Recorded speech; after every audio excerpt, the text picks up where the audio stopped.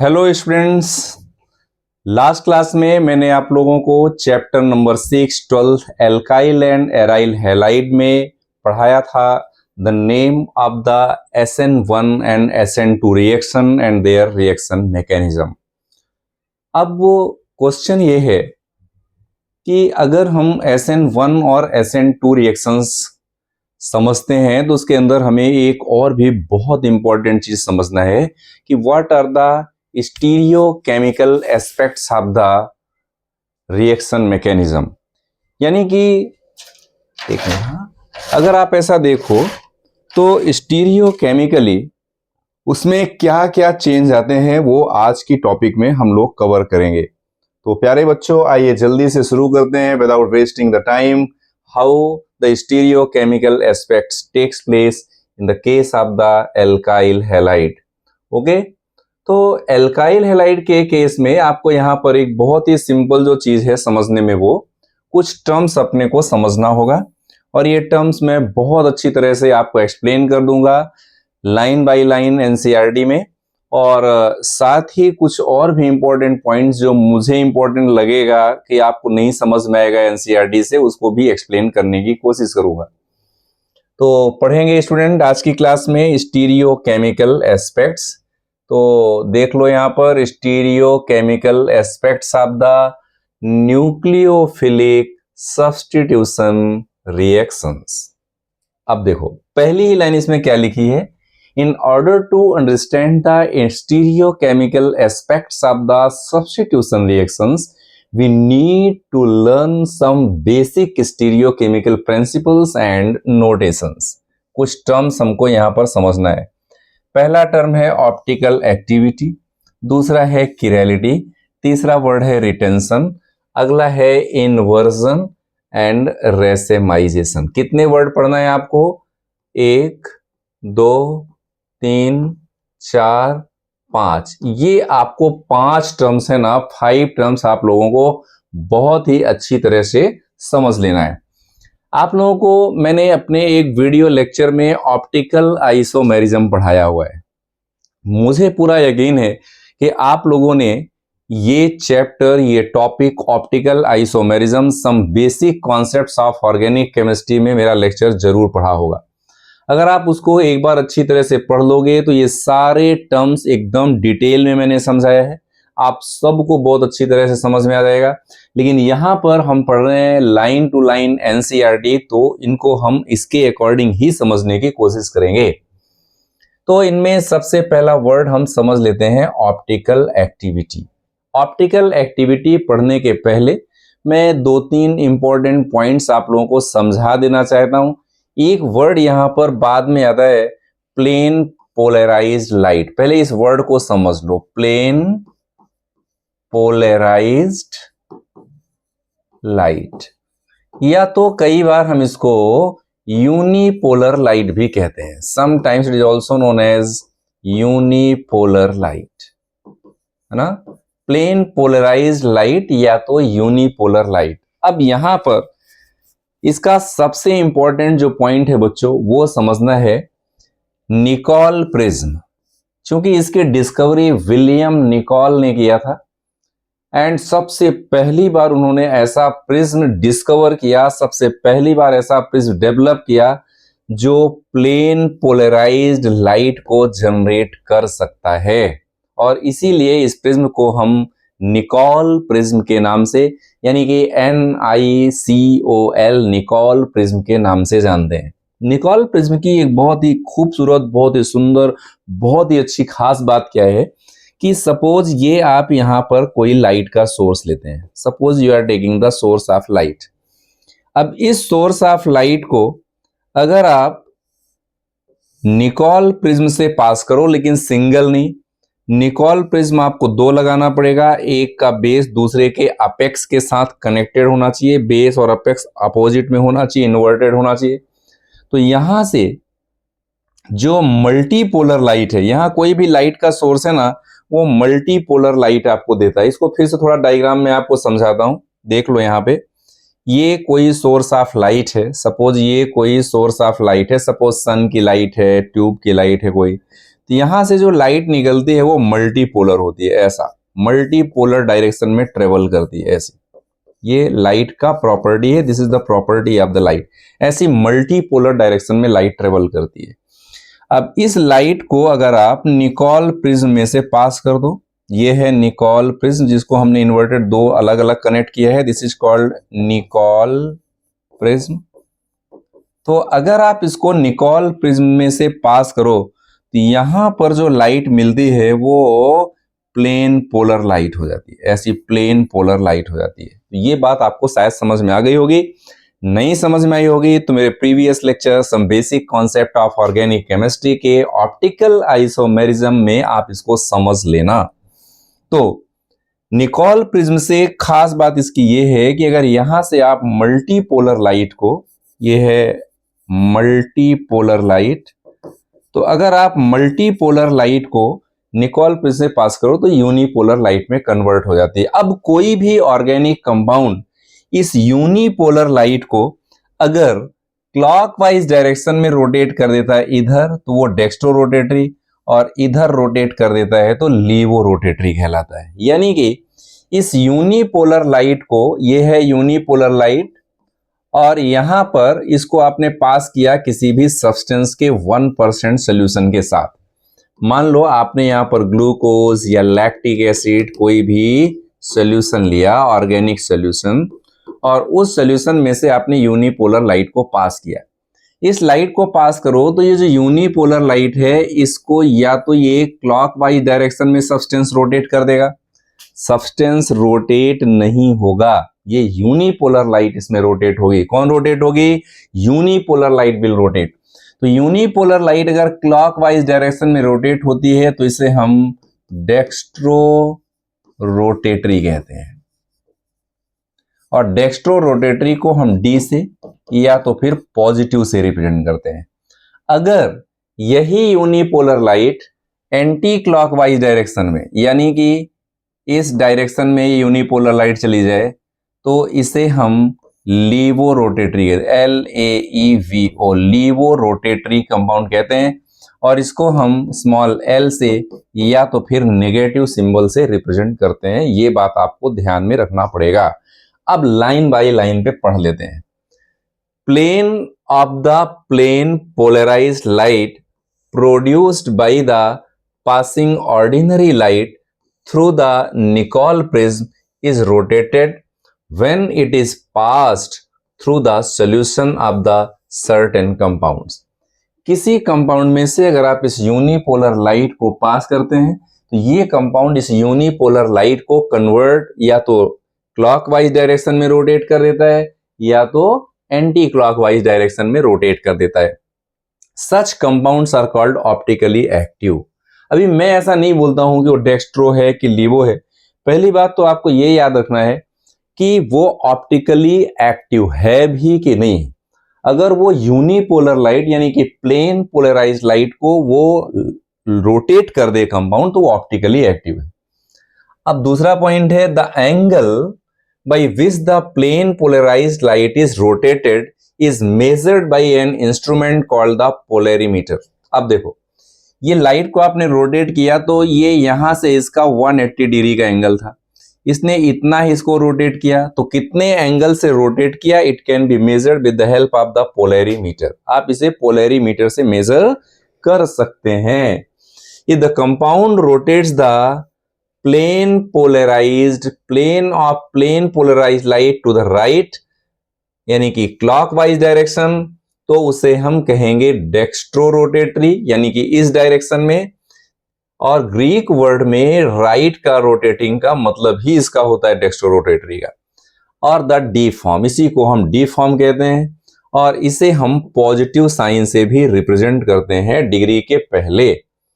If the light is rotated, अगर light rotated होती है लेफ्ट साइड में यानी कि एंटी क्लॉकवाइज डायरेक्शन में यानी कि इस डायरेक्शन में, जैसा कि मैंने आपको यहां पे मेंशन किया है, तो इसे हम क्या कहते हैं? लीवो रोटेटरी कंपाउंड कहते हैं, LAEVO रोटेटरी, और इसी को हम लीवो का शॉर्ट फॉर्म L फॉर्म कहते हैं, और इसे हम नेगेटिव सिंबॉलिक प्रेजेंटेशन से रिप्रेजेंट करते हैं।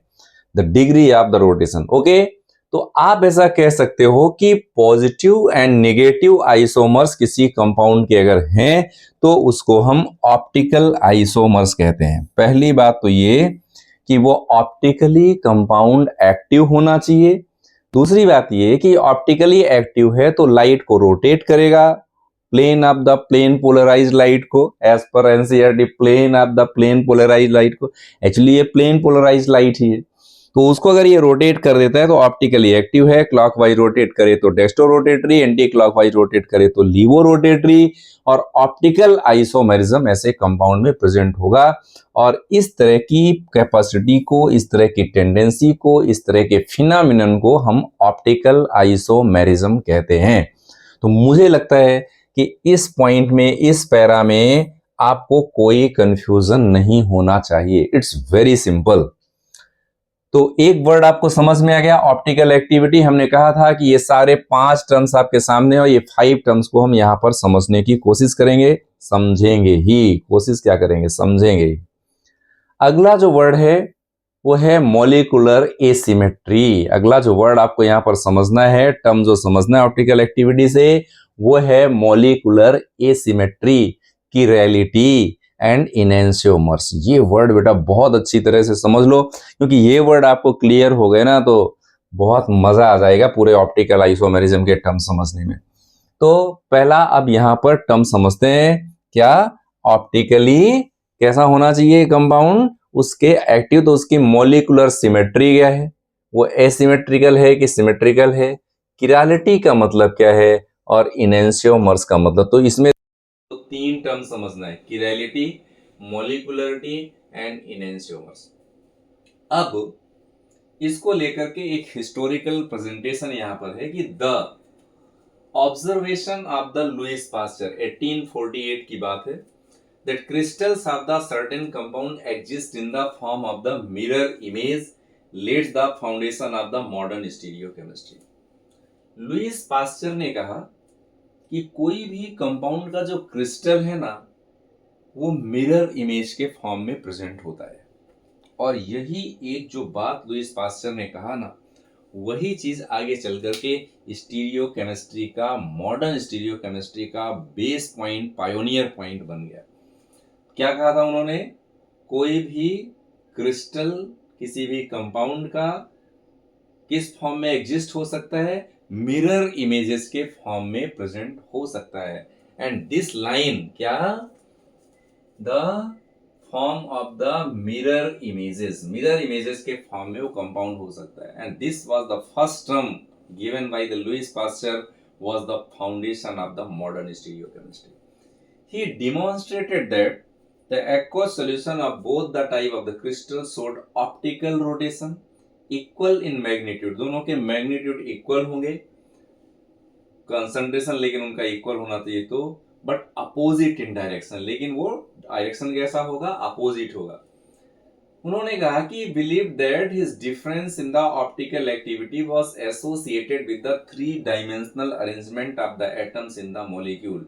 यानी उसकी 3 डायमेंशन में कॉन्फ़िगरेशन क्या है, ओरिजिनल स्ट्रक्चर क्या है, उस पर डिपेंड करेगा कि वो लाइट को कहां पे रोटेट करता है, उसका मैग्नीट्यूड कितना है। यानी कि रोटेशन एंड मैग्नीट्यूड को प्रेजेंट कौन करेगा, उसका कॉन्फ़िगरेशन कैसा है। Is it clear? तो उन्होंने कहा कि 2 टाइप्स ऑफ द क्रिस्टल्स, वो 2 टाइप क्रिस्टल के फॉर्म में हो सकता है। Dutch scientist J van Hoff ने कहा, एंड फ्रेंच केमिस्ट बॉन्डहॉफ एंड फ्रेंच केमिस्ट कौन, फ्रेंच साइंटिस्ट सीई बेल, उसके कुछ सालों के बाद उन्होंने कहा, इंडिपेंडेंटली बताया कि argued that the spatial arrangement, यानी 3 डायमेंशन में स्पेस में जो अरेंजमेंट है ऑफ द 4 ग्रुप्स, यानी कि valencies around the central carbon is tetrahedral, and if all the substituents attached to that carbon are different, the mirror image of the molecule is not superimposed, यानी कि overlapped on the molecule। अब ऐसे carbon को हम asymmetric carbon कहेंगे, या तो उस कार्बन को हम स्टीरियो सेंटर कहेंगे। और इस तरह के एसिमेट्रिक मॉलिक्यूल में ऑप्टिकल आइसोमेरिज्म होगा। अब इन्होंने जो ये लाइन कहा ना, are the different all the valencies, को हम सिंपल लाइन में कहें ना तो एक ही बात है कि कार्बन की 4 वैलेंसी होती है। एक मान लो यहाँ पर H है, यहाँ पर CH3 है, यहाँ पर OH है और यहाँ पर COOH है।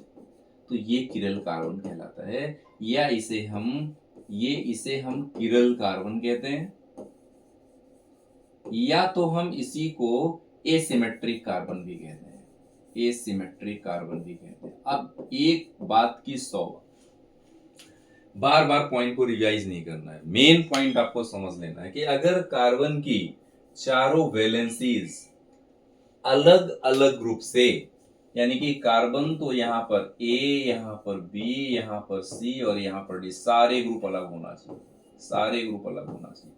जैसे यहाँ पर H है, फिर OH है, फिर CH3 और सारे ग्रुप अलग अलग, तो ऐसे कार्बन को हम किरल कार्बन कहते हैं। और ऐसा कार्बन हमेशा स्टीरियो सेंटर होता है और इसी को हम एसिमेट्रिक कार्बन भी कहते हैं। अगर किसी कंपाउंड में, किसी भी ऑर्गेनिक कंपाउंड में ऐसी कंडीशन है तो वो ऑप्टिकली एक्टिव होगा और उसका मिरर इमेज ऑप्टिकल एक्टिव होगा। ये बात बहुत जोरदार है बच्चों, इसको अच्छी तरह से समझ लेना, लिख लेना, नोट्स में बता देना, अंडरलाइन कर लेना। The symmetry and asymmetry are also observed in many day-to-day objects. अब यहाँ पर आपको एक छोटा सा कि कोई भी मॉलिक्यूल सिमेट्रिकल है कि अनसिमेट्रिकल है, उसको यहाँ पर कुछ डेली लाइफ में हमारे एग्जाम्पल में आने वाले पॉइंट्स दिए हुए हैं, इनको ध्यान से समझो।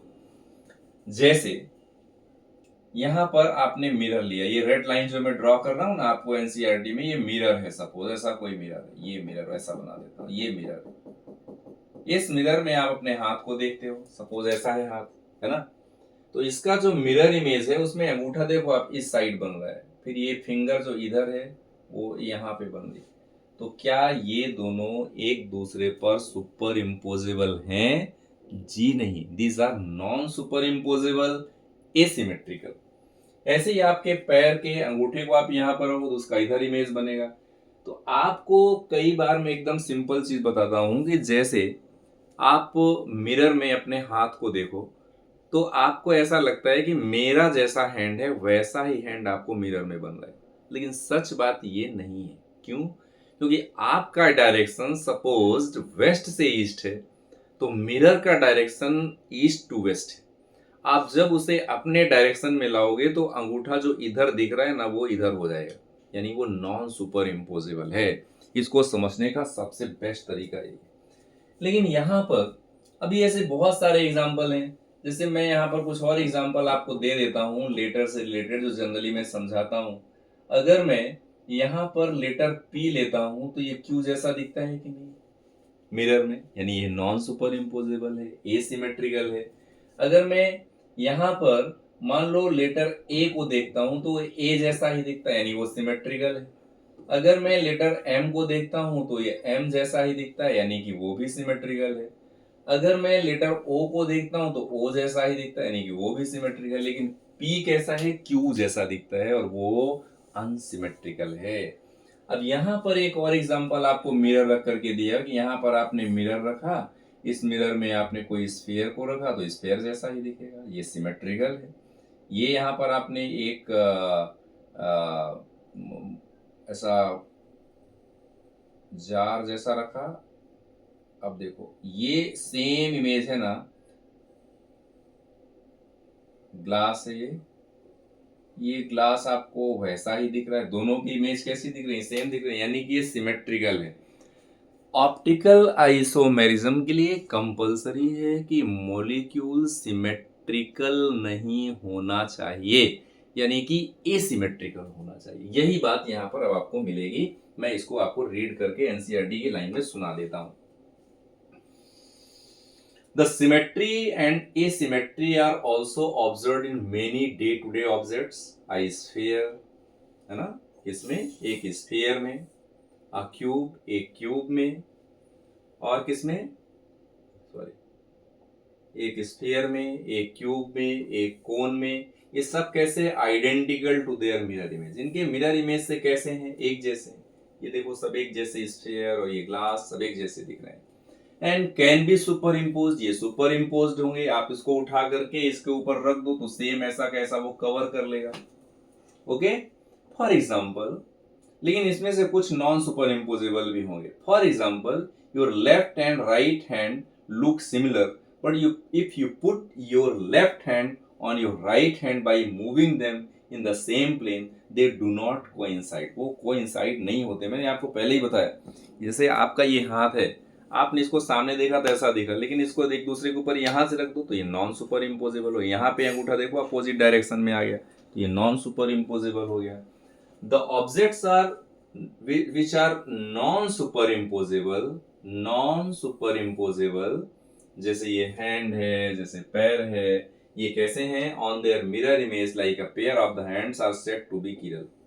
अगर कोई नॉन सुपर इम्पोजेबल है तो वो क्या होगा? किरल होगा। And this property is known as किरालिटी।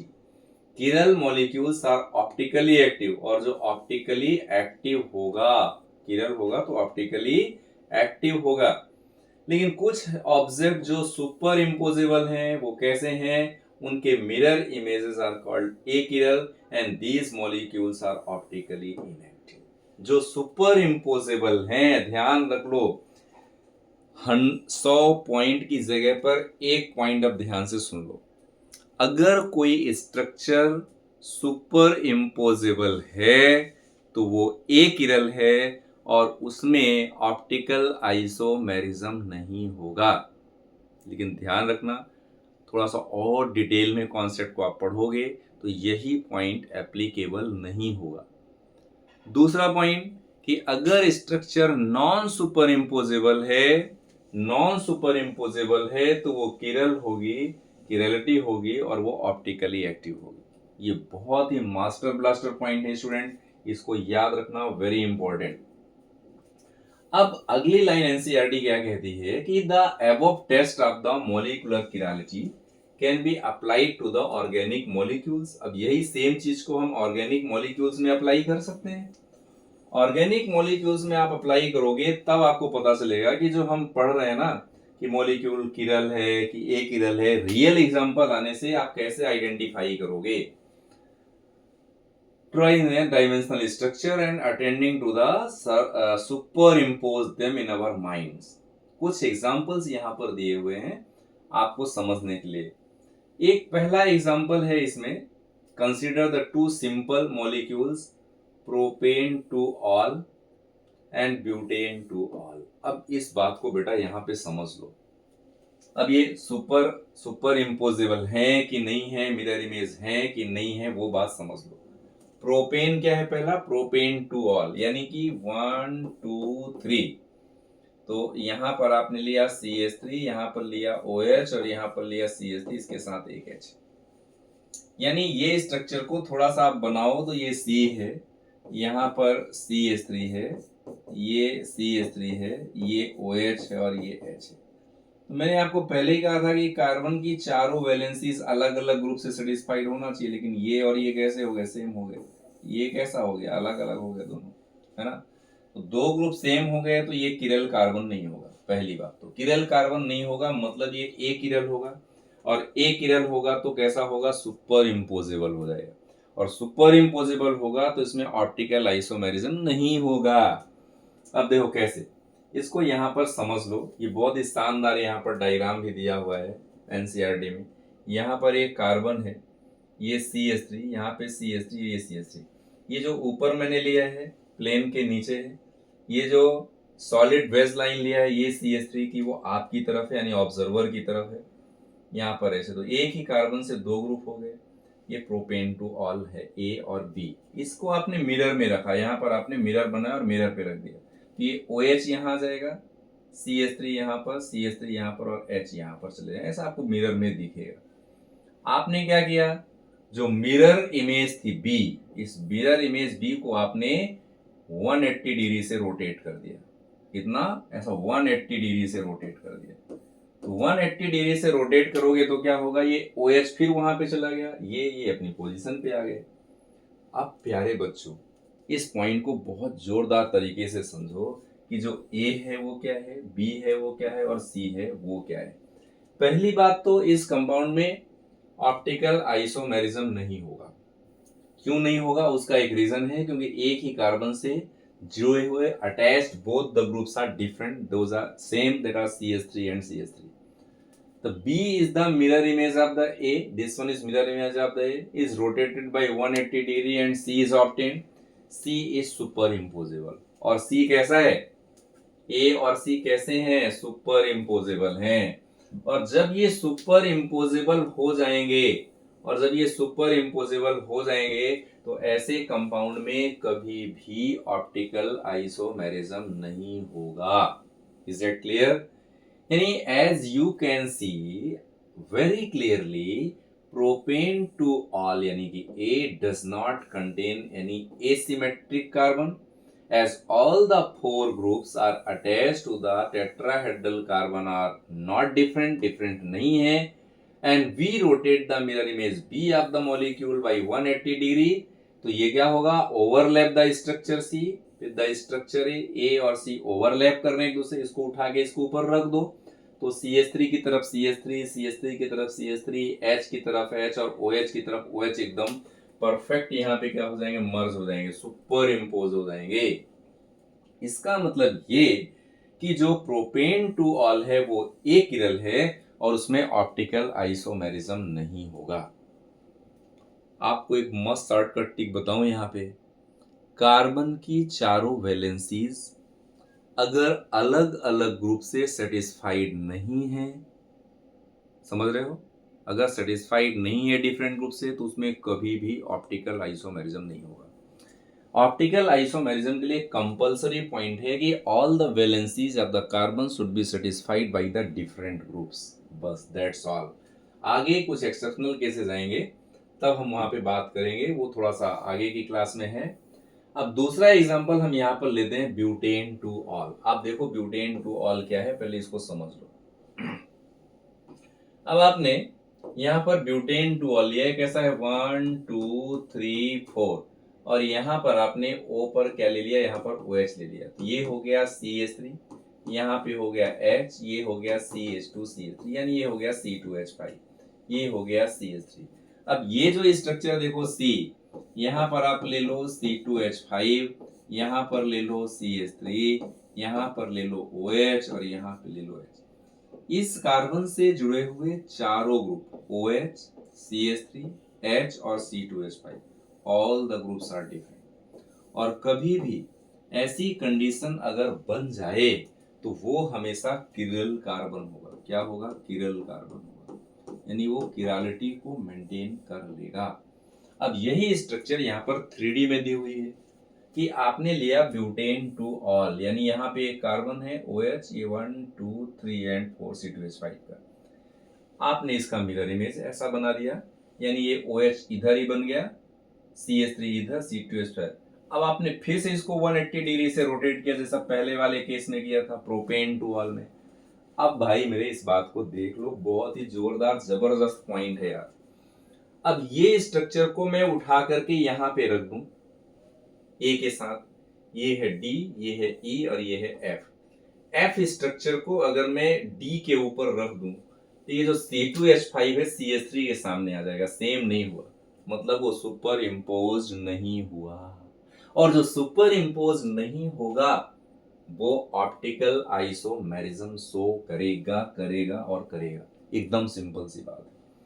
तो अब यही चीज यहां पर आपको बताई गई है कि butane two all has the 4 different groups attached to the tetrahedral carbon as expected is किरल. तो वो कैसा है, किरल है, यानी वो मॉलिक्यूल कैसा है, किरल है. some common examples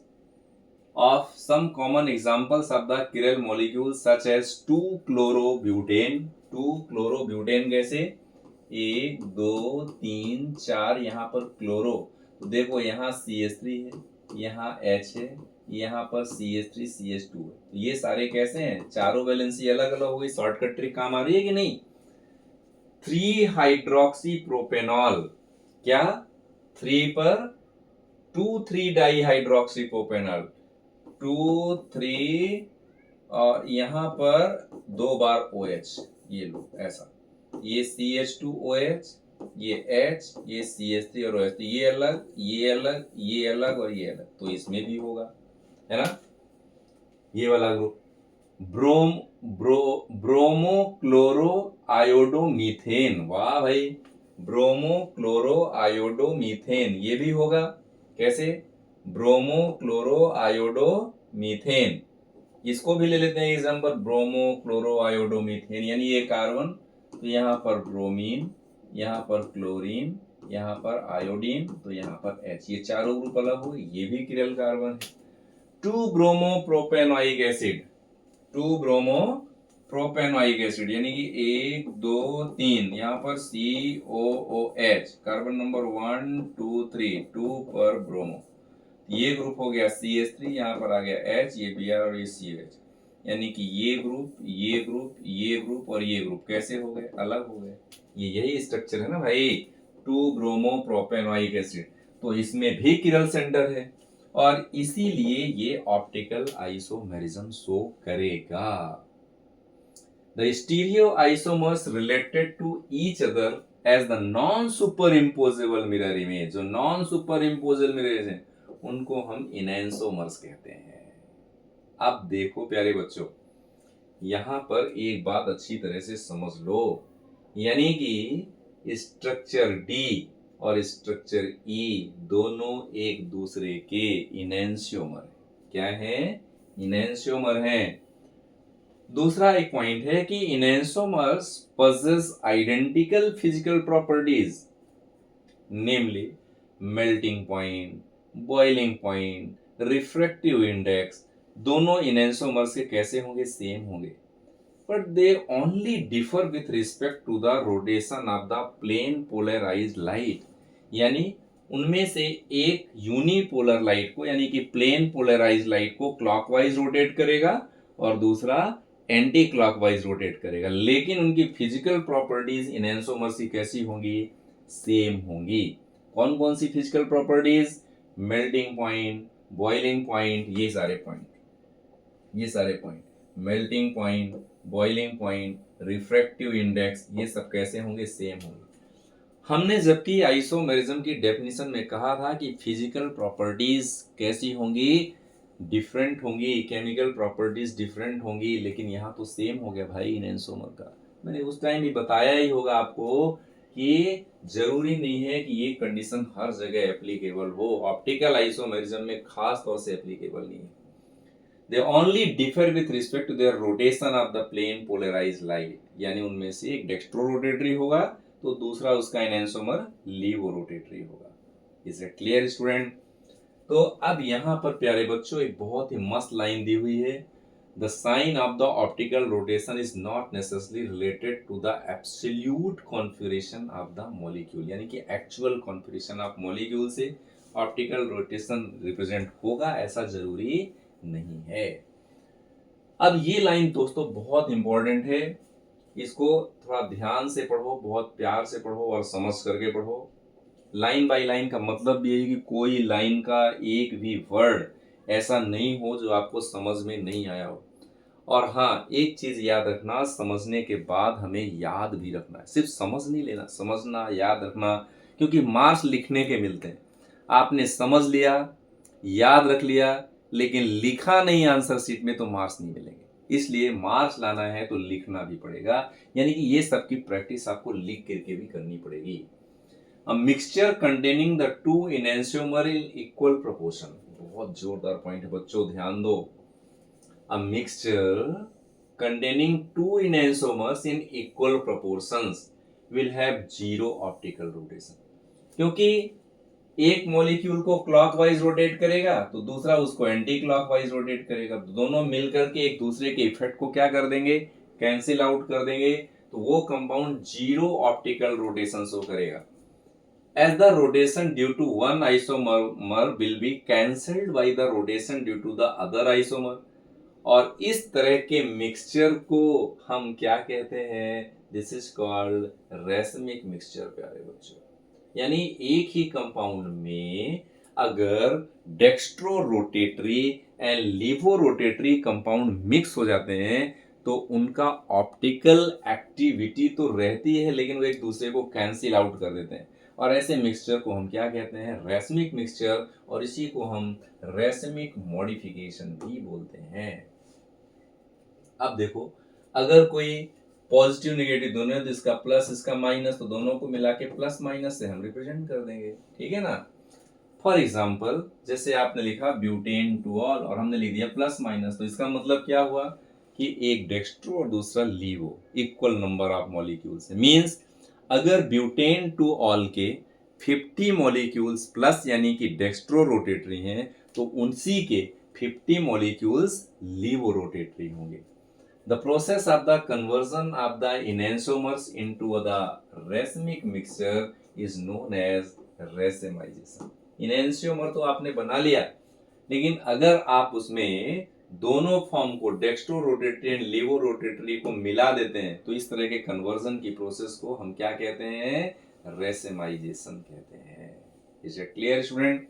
यहाँ पर एक बहुत ही सिंपल सादा और बहुत ही बढ़िया क्वेश्चन दिया हुआ है एग्जाम्पल में 6.8 में कि identify chiral and a chiral molecules in each of the following pair of the compounds wedge and dash representation according to class 11। वो आपने अभी बताई है मैंने।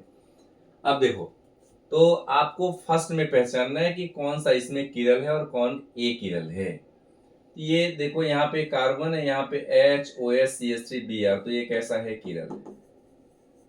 यहाँ पे 2 Br है और यहाँ पे कार्बन है, ये कैसा है? ए किरल है। बहुत ही सिंपल सी चीज। ये कार्बन पर देख लो, ये कार्बन पर क्या है? H है, OH है, CH3, ये पूरा ग्रुप है, तो ये कैसा है? किरल। आपने क्या किया? ये कार्बन पर देखो, यहाँ पे यहाँ इथाइल दोनों सेम हो गए, H और OH अलग हो गए, तो ये कैसा हो गया? ए किरल हो गया। बहुत ही सिंपल है ना बेटा पहचानना। इस कार्बन में देखो, यहाँ पर H के साथ ये C के साथ, ये C है, इसके ऊपर ये वाला H है, यहाँ C2H5, यहाँ CH3, यहाँ Br और यहाँ H है, ये कैसा है? किरल, यानी ऑप्टिकल आइसोमेरिज्म शो करेगा। ये कार्बन पर देख लो, यहाँ पे H और H 2 बार आ जाएंगे, CH2, तो ये कैसा है? ए किरल है ना। यानी ये स्ट्रक्चर रियल में आप देखो तो C, यहाँ पर H, यहाँ पर Br, यहाँ पर H और यहाँ पे पूरा का पूरा प्रोपाइल ग्रुप, यानी 1 2 3 CH3 CH2 CH2 ऐसा ग्रुप, तो ये कैसा है? ए किरल। तो मेरे ख्याल से इसमें आपको कोई प्रॉब्लम नहीं आना चाहिए। आप किरल एंड ए किरल कार्बन को बहुत अच्छी तरह से पहचान सकते हो प्यारे बच्चों। एंड मुझे ऐसा लगता है कि अब आपको इसमें कोई डाउट बचा हुआ नहीं है। यहाँ पर एक सोल्यूशन भी दिया हुआ है। नेक्स्ट क्लास में आप लोगों को एक और इम्पोर्टेंट पढ़ाऊंगा प्यारे बच्चों, दैट इज कॉल्ड रिटेंशन, है ना। हमने 2 वर्ड अभी पढ़ लिया है। नेक्स्ट क्लास में आपको पढ़ाऊंगा रिटेंशन। एक एक लाइन समझ समझ करके पढ़ना, पढ़ के याद रखना, याद रख करके उसको एग्जाम की आंसर शीट में लिख देना, तो मार्क्स मिलेंगे, ठीक है ना। तो मिलते हैं नेक्स्ट क्लास में, तब तक के लिए देखते रहिए मेरा प्यारा सा चैनल एडुकेयर, आपके हित में। वंदे मातरम।